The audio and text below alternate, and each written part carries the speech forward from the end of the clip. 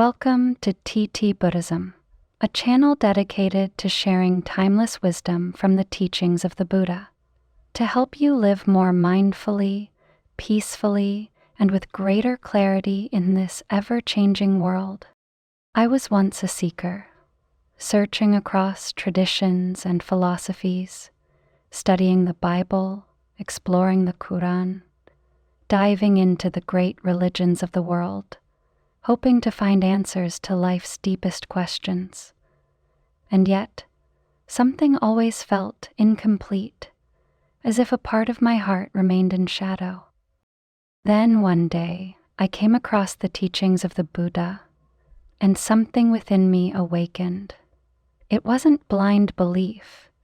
It was a deep, undeniable clarity that our suffering, our restlessness, our fears don't come from the world outside, but from our own attachment and clinging. Through Buddhist wisdom, I discovered the path of letting go, of mindfulness, and of true inner freedom. And with it, I found a kind of happiness I never thought was possible. Today, I want to share with you one of the most powerful insights from that journey, a truth that may feel simple, but can transform the way we see our lives. Nothing truly belongs to us. If you've ever struggled with fear of loss, if you've ever felt anxious trying to hold on to something, this video is for you. Let's explore this together, and perhaps, like me, you'll discover a new way to live, with open hands and an open heart. Nothing truly belongs to us. The illusion of ownership. From the moment we are born, we begin to gather toys, clothes, names, titles, memories. We weave them all into a story we call me. This house is mine. This body is mine. These thoughts, these feelings, this reputation, all mine. It seems so natural, so obvious, that we rarely stop to question it. But if we pause, even for a moment, a deeper truth begins to whisper. What if nothing truly belongs to us? Think about your body. Did you choose it? Its shape, its height, the color of your skin, the way it ages or grows tired? Were any of these ever in your control? We say my body, yet it grows old, gets sick, and eventually dies, regardless of our wishes. If this body were truly yours, wouldn't it obey you? Wouldn't you be able to command it to remain youthful and strong forever? Even our minds, those private inner sanctuaries, don't fully belong to us. Sit quietly for a few minutes and simply watch your thoughts. You'll see how they appear on their own, uninvited. One thought leads to another like clouds drifting across the sky. Some are joyful, others painful, yet none of them wait for your permission to enter. If even your own thoughts arise and vanish without your control, what does that say about the you who claims ownership? Still, we cling. We hold tight to the things and identities we believe define us, hoping that by grasping harder we can make them last. But instead of bringing peace, this clinging creates tension, like holding a rope that's slowly slipping through our hands. The tighter we grip, the more fear creeps in. We begin to worry. What if I lose this? What if I'm no longer seen this way? What if everything I've built disappears? This illusion of ownership runs deep. It's not just about possessions, but about the self we believe we are.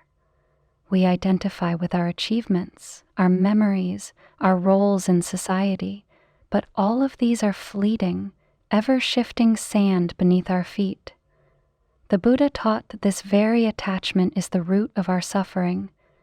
When we believe something belongs to us, we also invite the fear of losing it. And in a world where everything changes, that fear never leaves. True wisdom begins with this simple yet profound realization. Nothing is truly ours. Not our body, not our thoughts, not even our name. Everything we cling to is passing through us like a breeze across an open field. When we see this clearly, not just with the mind but with the heart, something within us softens. The need to control fades, and in its place arises a gentle freedom, a peace that doesn't depend on owning but on understanding. The clinging mind and the roots of our suffering. If the illusion of ownership is the seed, then clinging is the vine that wraps itself around our hearts, growing ever tighter with each passing day. It is the subtle voice in our minds that says, "Don't let go. This is yours. If you lose it, you'll lose yourself." And so we grip harder to our relationships, our possessions, our successes, and even to the idea of who we are. The mind believes that by holding on, it will find safety. But instead, it builds a prison of fear. Have you ever felt an unexpected wave of anxiety over something as small as misplacing a pen? It's not the object itself that causes the disturbance. It's the mind's desperate need to hold on. That pen became familiar, it became mine, and the thought of losing it triggered something deeper, the fear of losing control. Science confirms this instinct. Studies show that when we believe we own something, even something trivial, our brains release dopamine, the same chemical responsible for feelings of pleasure and attachment. Ownership, even imagined, feels good. It gives the illusion of stability in a world where nothing is truly stable. But there's a price. The more we cling, the more fragile things begin to feel. A relationship, once filled with warmth, becomes strained under the weight of expectations. We try to control our partners, our children, our friends, thinking that if we just hold them closer, love will last. But love twisted by fear loses its lightness. It becomes suffocating. Our achievements, too, become burdens. A promotion that once filled us with pride turns into a source of stress as we fear failure, replacement, or irrelevance. We carry trophies not as symbols of joy, but as proof of worth we're afraid to lose. And the saddest part? We don't even notice. We call it love. We call it responsibility. We call it self-respect. But beneath those names is a quiet desperation, the belief that if we stop clinging, everything will fall apart. The Buddha saw this clearly. He taught that suffering arises not from the world itself, but from our attachment to it. When we demand that things stay the same in a world of constant change, pain is inevitable. To cling is to fight reality, and in that fight, we are always defeated.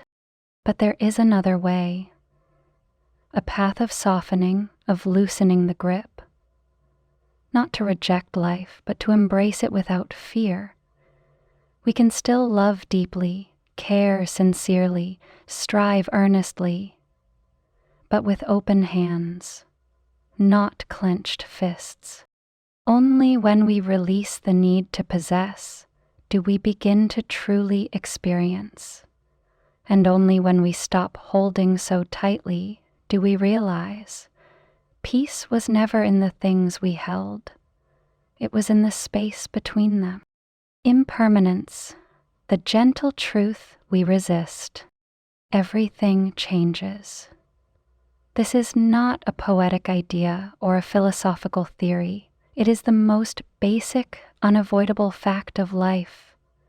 Impermanence, or anicca as the Buddha called it, is the pulse of existence itself.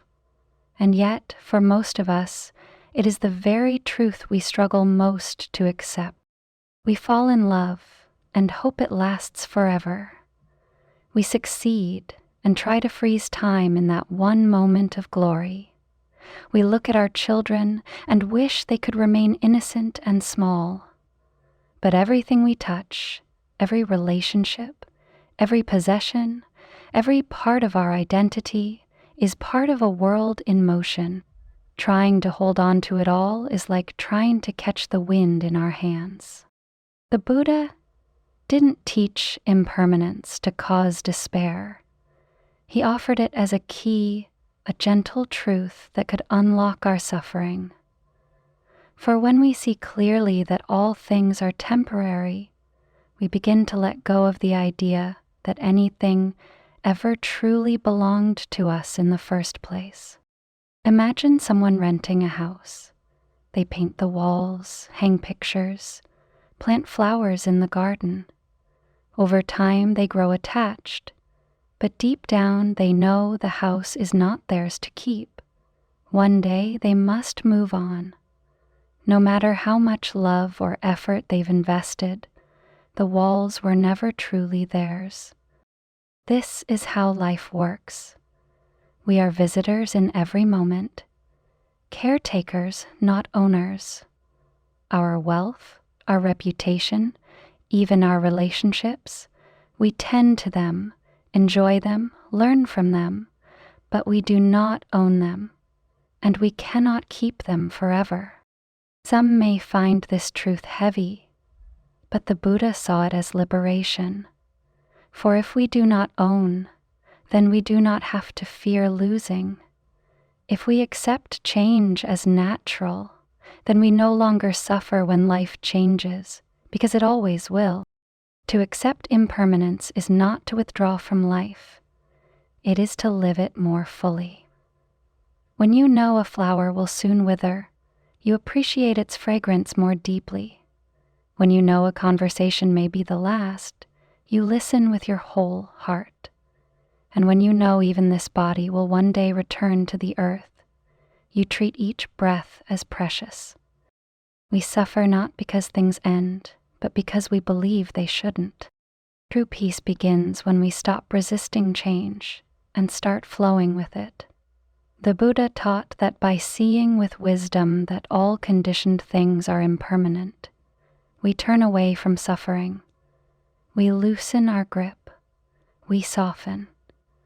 And in doing so, we rediscover the freedom that was always available, not in possession, but in presence. Everything arises, everything fades, and in this gentle rise and fall, we are invited not to cling, but simply to be. The hidden damage of clinging, how attachment erodes our lives. Clinging doesn't wear a warning label. It often disguises itself as love, as care, as responsibility. But beneath these familiar masks lies a subtle force that slowly corrodes the very things we hold dear. A parent, for example, may say, "I just want what's best for my child," while constantly hovering, controlling, and making decisions in their place. What begins as love quietly transforms into suffocation. The child, feeling trapped, pulls away. The more the parent holds on, the more the bond weakens. What was meant to protect ends up pushing love further into the distance. In a romantic relationship, this clinging often takes the form of possessiveness. One partner may demand constant reassurance, checking texts, needing attention, fearing abandonment. Though rooted in affection, this grasping becomes a burden. The joy of being together is replaced by the pressure to constantly prove loyalty. Trust fades, intimacy shrinks. What could have blossomed freely becomes withered by fear. Even in our careers and personal identities, clinging causes quiet harm. Consider someone who once achieved success, a respected job title, an award, recognition from others. That success becomes part of their identity, a story they replay to feel valued. But when the world shifts and new challenges arise, they freeze. What if I fail? What if I no longer measure up? Out of fear of losing their success, they stop growing. They stay in the same role for years, not because it fulfills them, but because it feels safe. Clinging to an image of who we are, the strong one, the helper, the achiever, can become a trap. Even when life calls us to change, to heal, to rest, we resist. Vulnerability feels like weakness. Slowing down feels like defeat. But in truth, it's the rigidity of clinging that weakens us, not the act of changing. All of this suffering comes from a single root, the belief that holding on will save us. We are terrified of letting go, not because we love too much, but because we fear too deeply. We fear loss, we fear the unknown. We fear that without these people, titles, or roles, we will be nothing. But that's the great illusion. Letting go doesn't erase who we are.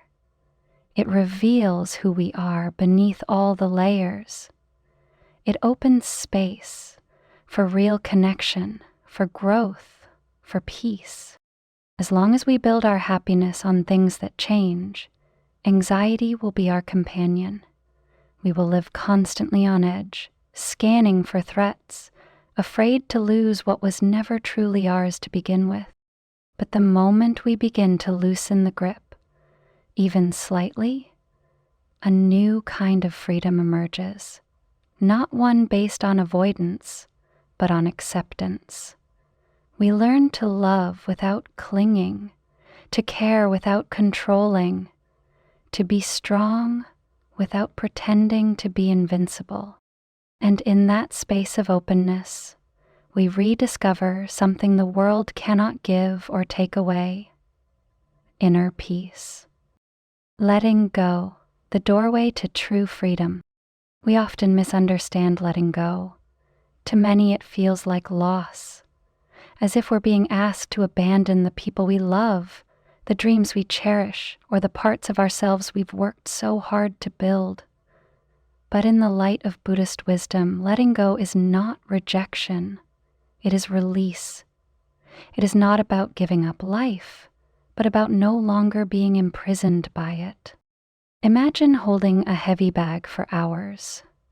At first, you might convince yourself you need it, that what's inside is essential. But as time passes, your arm aches, your shoulders burn, your breath shortens, the weight exhausts you. Then, finally, you set it down. And in that very moment, not when you first picked it up, not while you were carrying it, but when you let it go, you realize, I didn't need this after all. This is what letting go feels like. It's not pain, it's relief, a soft exhale after years of holding your breath. The Buddha never told us to deny love or connection or even material comfort. He simply reminded us, do not cling. Care deeply, yes. Live fully, yes. But hold everything with open hands, not tight fists. For when we try to possess life, it slips through our fingers like water. But when we allow it to flow freely, we can truly experience its beauty. In fact, the less we try to own, the more fully we can embrace. Letting go allows us to be present, to appreciate without fearing loss, to love someone not for who we want them to be, but for who they are right now, in this moment. Letting go also means releasing the stories we tell ourselves. I must succeed, or I'm worthless. I must be strong, or I'll be abandoned. I must be in control, or everything will fall apart. These are the mental chains we carry, often heavier than any object we own. But when we loosen those stories, when we say to ourselves, I don't have to carry this anymore, we find space. Space to breathe, to rest, to grow. This is the freedom the Buddha pointed to. Not freedom from life, but freedom within it. The ability to walk through the world lightly, to remain calm in the face of change, to smile even as the waves rise and fall, because you are no longer afraid of sinking. Letting go is a practice, not something we master in a day, but each small act of release, a breath, a thought, a moment of awareness, brings us closer to peace. It teaches us that love can exist without attachment, joy without possession, and self-worth without needing proof. And in the stillness that follows, we find something more enduring than ownership. We find a gentle, quiet truth. Freedom was never far away. It was simply waiting for us to open our hands. The practice of letting go, a gentle path toward inner peace. Letting go sounds beautiful in words, but how do we actually do it in the middle of our busy, emotional, unpredictable lives? How can we release attachment not just intellectually, but from the depths of our hearts? The Buddha did not leave us with lofty ideals alone. He offered practical tools, simple, mindful practices that slowly loosen the mind's grip and guide us toward inner freedom. And one of the most powerful, yet gentle, practices begins with a quiet phrase. This does not belong to me. Try saying it not aloud, but silently within yourself. When you pick up your phone in the morning, pause and say, "This does not belong to me." When you glance at your reflection in the mirror, say, "This body does not belong to me." When a wave of anger or excitement rises in your chest, whisper inwardly, "Even this emotion does not belong to me." At first, the practice may feel strange, even uncomfortable. The ego resists. "What do you mean this doesn't belong to me? It's my phone, my body, my feeling." But with time, something begins to shift. The mind, so used to clinging and claiming, starts to soften. The walls of ownership that separate us from life begin to dissolve, and in their place arises a sense of lightness. This is not a practice of detachment in the cold sense. It's not about becoming indifferent or disconnected. In fact, the opposite happens. When we stop trying to possess life, we become more present to it, more open, more tender. We begin to notice the little things, the sound of the wind, the warmth of someone's smile, the way a moment can come and go like a passing cloud. The mind, once restless and full of fear, begins to quiet. It no longer scans constantly for threats or losses. It learns to trust that even if we let go, we are not empty. We are more alive than ever. And yes, it takes time. Letting go is not a one-time decision, but a daily practice. 1,000 small moments of choosing awareness over possession, presence over control. Each time we remember this too will pass, we strengthen our inner peace. Each time we observe a thought and let it float away without clinging, we step closer to freedom. The Buddha compared this process to opening a clenched fist. You don't pry it open all at once. You start with the thumb, then the finger, then another, gently, patiently, and when the hand finally opens, it is not empty. It is ready to receive, ready to give. Letting go, then, is not a loss. It is a return to simplicity, to peace, to the quiet truth that everything we need has always been within us. The final truth: nothing ever truly belonged to us. We come into this world with empty hands, and when we leave, we take nothing with us. Yet somewhere between those two moments, we forget. We begin to gather, to hold, to cling, not only to objects, but to people, identities, memories, and roles. We weave them tightly into the fabric of me, hoping they will anchor us in a world that never stands still. But life is not something we can possess. It is something we are invited to participate in. Moment by moment, breath by breath, the Buddha saw this clearly. He taught that everything we cling to is borrowed.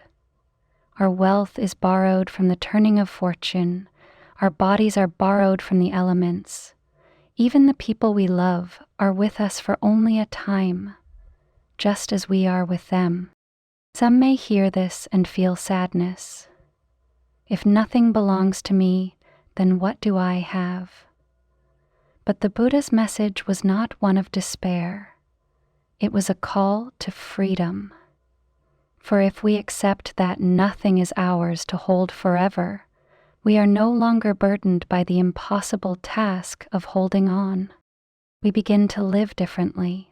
We love with more gentleness, knowing that love is not ownership.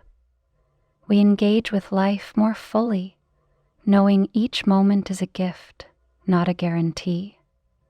We stop trying to define ourselves with what we accumulate and instead discover who we are when there's nothing left to protect. This understanding doesn't leave us empty, it makes us whole. Think of a bird flying across the sky. It carries nothing, yet it moves with grace and freedom. It builds a nest, and when the season changes, it leaves without regret.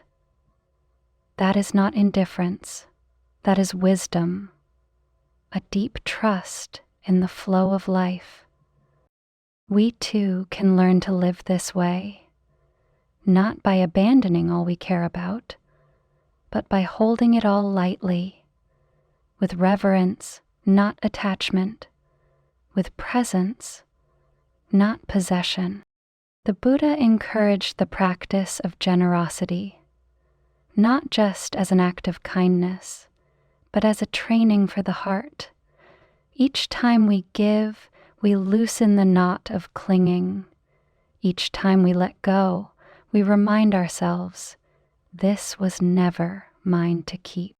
And as we repeat this practice, again and again, the mind becomes softer, the heart becomes freer, and in that freedom, we discover a peace that no possession can provide and no loss can destroy.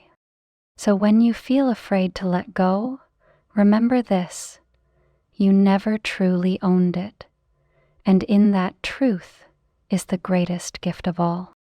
A life lived with open hands, a heart unburdened by fear, and a freedom that no one can take away. Thank you for watching. If this message touched your heart, even just a little, if it helped you breathe a bit deeper, see a bit clearer, or loosen your grip on something that was weighing you down, then we invite you to take one small step forward with us. Please consider giving this video a thumbs up, sharing it with someone who may need it, and subscribing to TT-Buddhism for more gentle wisdom to guide your path. Your support helps us continue to create meaningful content rooted in the timeless teachings of the Buddha. Lessons in mindfulness, compassion, and inner peace, shared with care for the world we live in today. We'd also love to hear from you. What is one thing you're ready to let go of? Share your reflection in the comments. Your journey may inspire someone else to begin theirs. From our hearts to yours. May you be well. May you be free. May your path be filled with light, understanding, and peace. Until next time, TT-Buddhism.